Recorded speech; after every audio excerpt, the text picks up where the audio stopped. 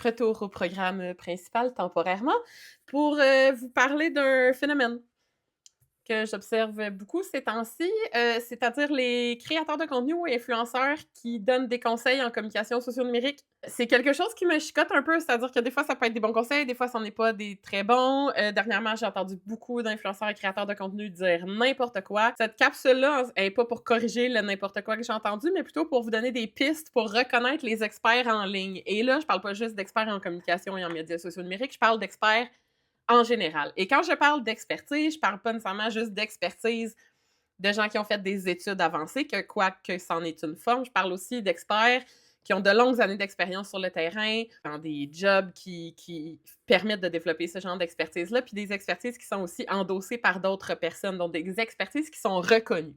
C'est juste quelques petits pointers dans cette capsule pour vous aider à reconnaître ces expertises-là, puis à les check de manière adéquate. Et la première remarque, c'est que habituellement, les experts en ligne, les vrais experts en ligne qui ont de réelles connaissances sur un sujet duquel ils parlent, vont rendre accessible leur CV facilement. Ça peut être sur LinkedIn, ça peut être sur un site web, ça peut être sur Linktree, mais si vous consultez un expert en ligne et son contenu, vous devrez être capable de trouver son CV quelque part de manière relativement simple. Deuxième affaire, les experts en ligne habituellement citent leurs sources, que ce soit des articles de journaux ou que ce soit des articles scientifiques, que ce soit juste une autre personne. Les experts en ligne, ça va attribuer le mérite à qui de droit, et s'ils ne se rappellent pas c'est qui la personne qui a suggéré une idée, par exemple, c'est des gens qui vont souligner que l'idée ne vient pas d'eux. Juste faire comme j'ai entendu quelqu'un d'autre dire.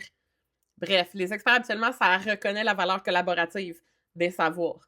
Troisième point, des experts en ligne, habituellement, ça fait preuve de nuance parce que ça sait que la neutralité totale, ça n'existe pas. C'est des gens qui vont mettre en évidence qui ne sont peut-être pas justes, qui sont peut-être biaisés, qui vont aussi mettre en exergue des choses qu'ils disent qui sont peut-être pas justes. C'est-à-dire que on peut partir sur une capsule, puis dans cette capsule-là, avoir besoin d'évoquer une information qui nous vient pas. À ce moment-là, un expert va faire ça, je suis pas trop sûre, peut-être que je dis n'importe quoi à ce moment-ci.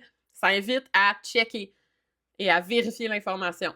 C'est aussi des gens dans le même ordre d'idée qui vont indiquer ou souligner la valeur anecdotique de quelque chose qu'ils racontent pour illustrer leur point. C'est-à-dire que c'est pas des gens qui vont prétendre que leur expérience personnelle représente un phénomène global et systémique. Les experts en ligne aussi, autre très fort indicateur, c'est des gens qui sont très facilement capables de dire qu'ils n'ont pas la réponse à quelque chose, qui n'ont pas d'opinion sur quelque chose, qui n'ont peut-être pas toute l'information nécessaire pour se former une opinion, puis c'est des gens qui vont peut-être vous référer à d'autres. Finalement, autre petit truc, des experts en ligne, habituellement, ça écoute autant que ça parle, c'est-à-dire que c'est des gens qui vont être capables de recevoir la critique constructive et bienveillante et polie, n'est-ce pas? Je parle pas de commentaires incivils, puis c'est des gens qui sont capables de se rétracter, de se corriger, de s'interroger, de rectifier des choses qu'ils ont dit qui étaient peut-être pas justes. Des fois, ils vont le faire dans du contenu qui est associé, des fois, ils vont le faire en commentaire, mais c'est des gens, des experts qui sont là pour donner de la vraie information.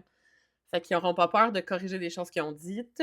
Et comme je l'ai dit au début, c'est valide pour toutes les expertises, pas seulement en communication, mais si jamais vous voudriez vous assurer de suivre des personnes compétentes en communication socio-numérique, en stratégie médias sociaux, à part moi, il y en a plein d'autres. Au Québec, il y en a plein. Entre autres, je vous encourage à suivre la Fondation Le Ciel, qui est bourrée d'experts qui ont un sens critique élevé puis qui donnent plein de bonnes informations par rapport à l'utilisation des médias sociaux numériques chez les jeunes.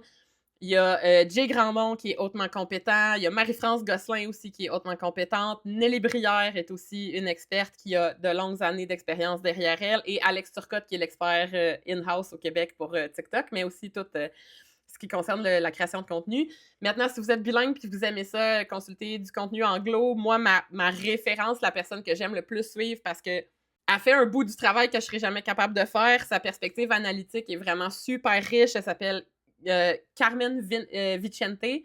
Elle est fabuleuse, je vous invite à la suivre. Sinon, il y a Eugene Healy en marketing numérique qui offre aussi des perspectives super complètes. Et finalement, Shay O qui parle d'intelligence artificielle puis qui est au doctorat dans ce domaine d'études-là. À titre de rappel, si vous voyez un créateur de contenu puis qui se présente un peu comme un expert, n'hésitez pas à poser des questions, à interroger, à adopter ses positions avec une perspective critique. Si c'est un expert, il est capable de le prendre puis il est capable de vous répondre. Et multipliez les sources d'informations, s'il vous plaît. Un seul expert dans un domaine, ce n'est jamais suffisant. Et là-dessus, je réitère que des créateurs de contenu et des influenceurs, ce ne sont pas des experts en médias sociaux numériques, ni en technologie numérique, ni en communication socio-numérique, ni en communication at large, à moins qu'ils aient l'expertise certifiée et assermentée pour en parler. Ce sont toutefois des experts d'une niche extrêmement précise.